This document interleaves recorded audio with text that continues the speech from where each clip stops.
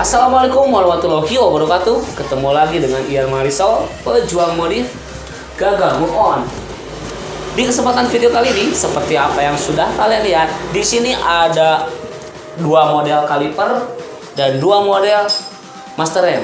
Jadi saya di sini mau ngasih tahu for your information bahwa pada dasarnya seperti apa yang sudah kalian lihat, bahwa master rem dan kaliper itu terdiri dari dua jenis. Ada yang radial dan ada yang aksial. Mungkin buat kalian semua ada yang udah tahu dan ada yang belum.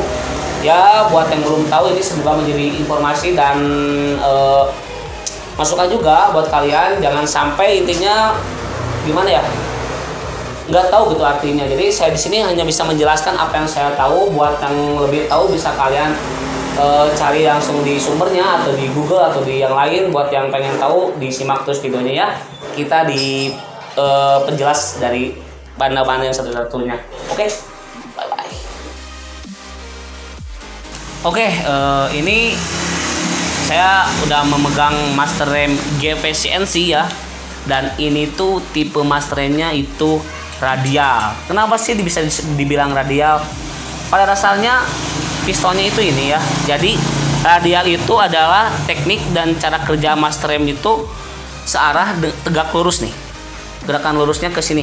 Jadi dengan tuas remnya tuh kayak gini. Jadi lurus. Ini yang namanya radial ya.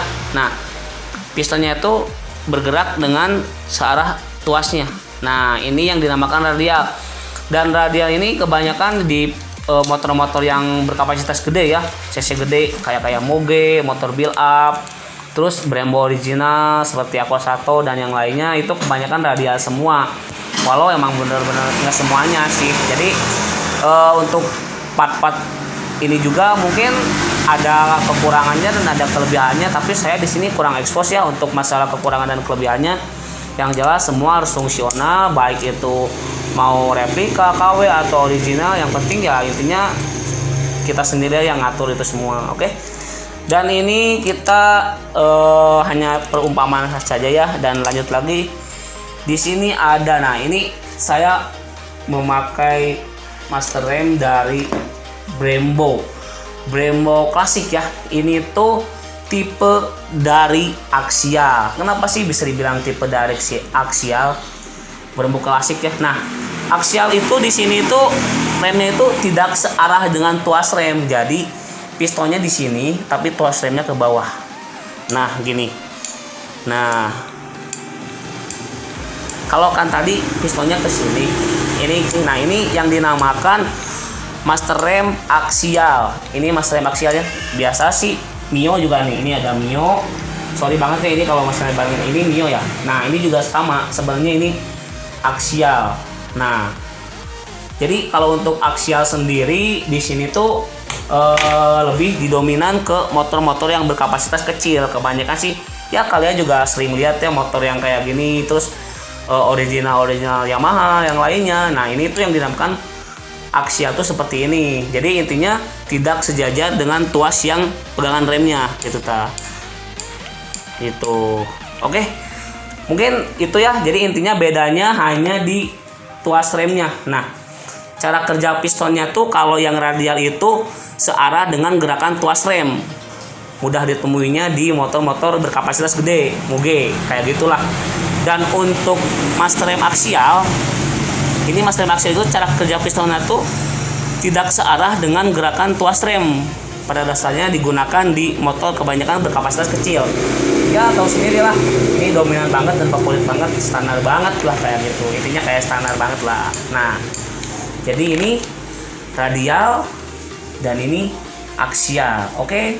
Untuk minus dan maksudnya untuk kekurangan dan kelebihannya kalian bisa cari tahu sendiri, saya kurang expose ya intinya. Oke. Dan di sini saya juga ada kaliper lagi. Saya juga bisa menjelaskan ya. Sorry banget kalau misalnya ini kalipernya ini bukan original ya.